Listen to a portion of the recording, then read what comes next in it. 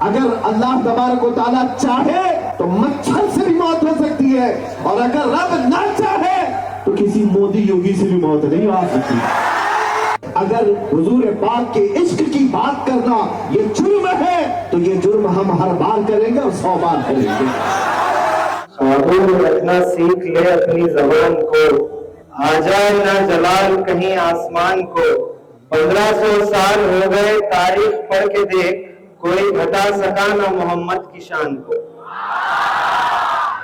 الند کا اب تک کا سب سے تاریخی جلسہ، جی ہاں میں بات کر رہا ہوں 1500 سالانہ جشن عید میلاد النبی صلی اللہ علیہ وسلم اور عرس قطب دکن حضرت لاڈلے مشاق انصاری رحمۃ اللہ علیہ۔ خاص طور پر اس موقع پہ ایک عظیم الشان جلسہ تحفظ نمو سے رسالت کانفرنس و انصار صحابہ کا کردار پہ ایک بہت ہی امپورٹنٹ گفتگو ہوئی، اور یہ ایونٹ کافی میگا سکسیس رہا کیونکہ ہزاروں کی تعداد میں لوگ یہاں پر شامل رہے۔ اس ایونٹ کی زیر سرپرستی کی فضیلت مآب حضرت ڈاکٹر سید شاہ محمد مصطفیٰ الحسینی صاحب قبلہ برادر سجادہ نشین بارگاہ حضرت خواجہ بندہ نواز گیسودراز رحمۃ اللہ علیہ۔ زیر صدارت کی سید شاہ محمد ید اللہ حسینی صاحب قبلہ عرف نظام بابا جانشین سجادہ نشین بارگاہ روضہ خرد گلبگہ شریف۔ زیر عنایت حضرت سید شاہ اسلام الدین احمد قادری المعروف وسیم صاحب قبلہ سجادہ نشین بارگاہ حضرت آستان اولیاء نیلور شریف۔ اس میں مہمان خصوصی کے طور پر حضرت سید شاہ محمد عاقب الحسینی صاحب قبلہ برادر سجادہ نشین بارگاہ خواجہ بندہ نواز گیسودراز رحمۃ اللہ علیہ یہاں پر موجود رہے، اور ساتھ ہی ساتھ جناب طاہر علاؤالدین جنیدی المعروف طاہر بابا صاحبزادے سجادہ نشین بارگاہ حضرت شیخ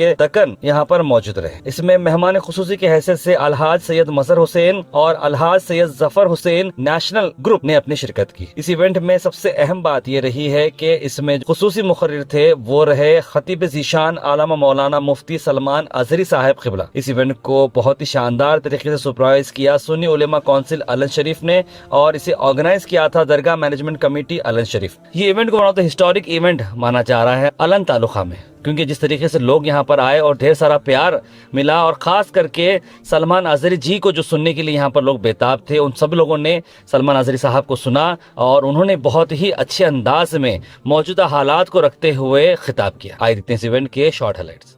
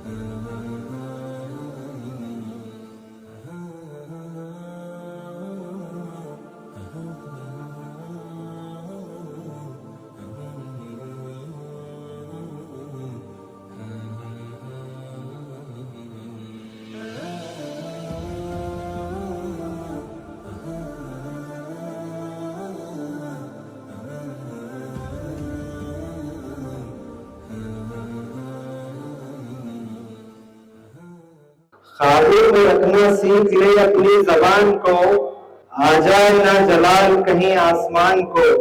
1500 سال ہو گئے تاریخ پڑھ کے دیکھ، کوئی گھٹا سکا نہ محمد کی شان کو۔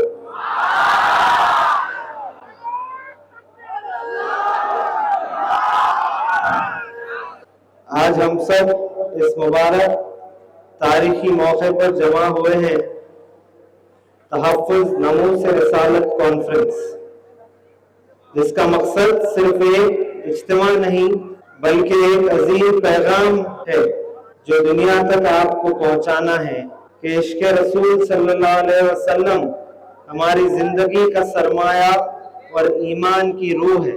اللہ تعالیٰ نے قرآن مجید میں فرمایا وَرَفَعْنَا لَكَ ذِكْرَكَ، یعنی ہم نے آپ صلی اللہ علیہ وسلم کے ذکر کو بلند فرما دیا۔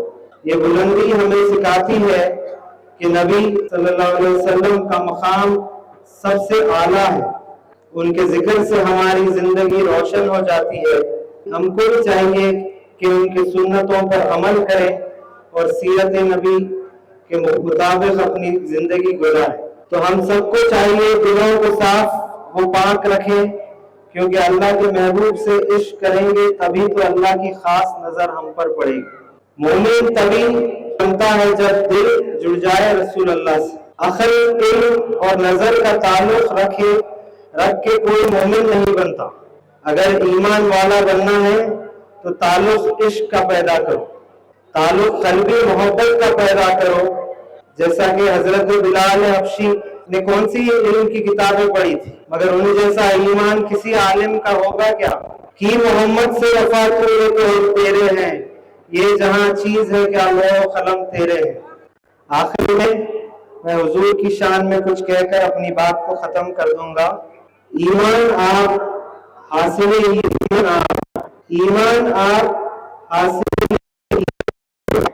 نازا ہوں میں کہ اب میری پہچان آپ ہیں۔ سب پر بقدر حوصلہ ہوتے ہیں منکشف، قرآن آپ مانیے قرآن آپ ہیں۔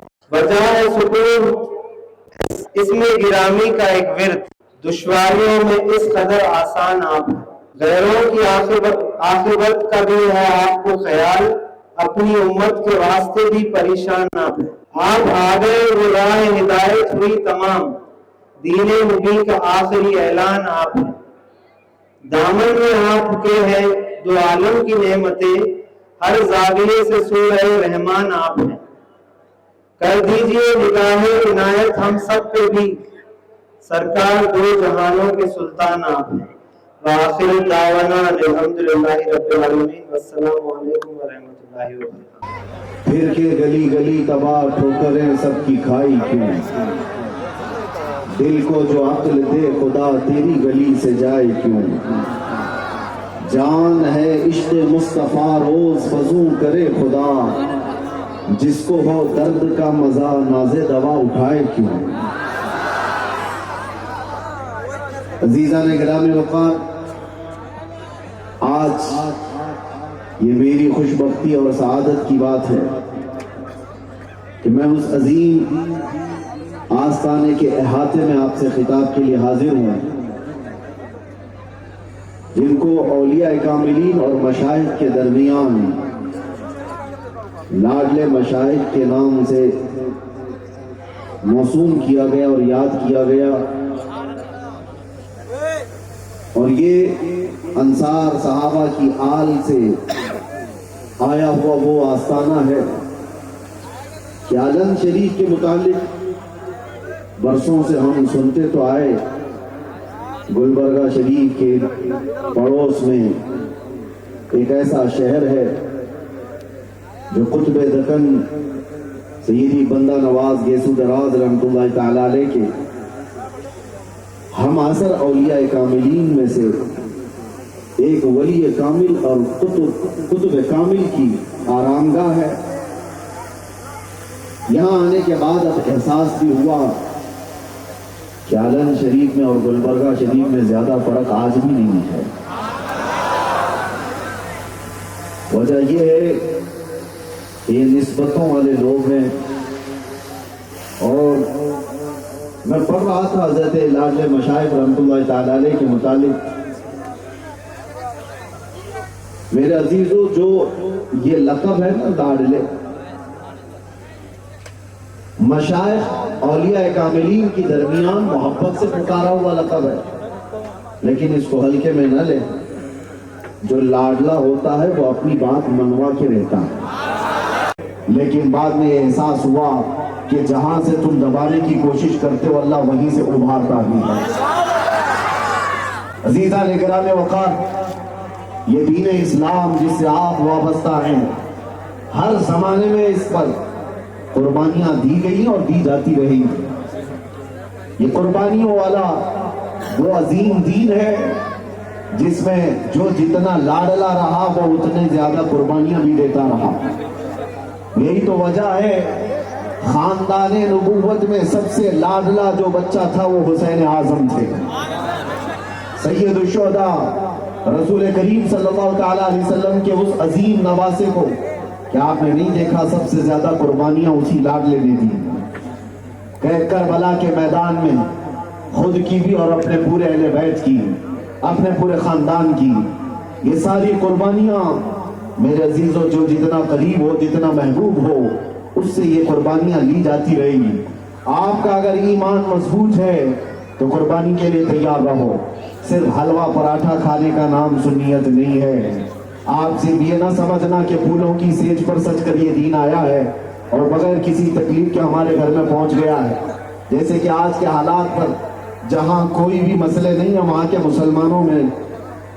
مسلمانوں میں صرف اور صرف کھانے پینے کی وجہ سے چربی زیادہ آ گئی ہے، اور وہ یہ سمجھنے لگ گئے کہ دین تو بڑا آسان ہے، ہمیں کوئی مصیبت آئی نہیں ہے.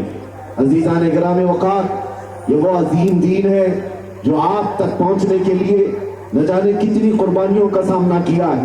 آپ نے کبھی سنا وہ بلال حبشی رضی اللہ تعالیٰ عنہ کو مکہ کی گلیوں میں کیوں گھسیٹا کرتے تھے؟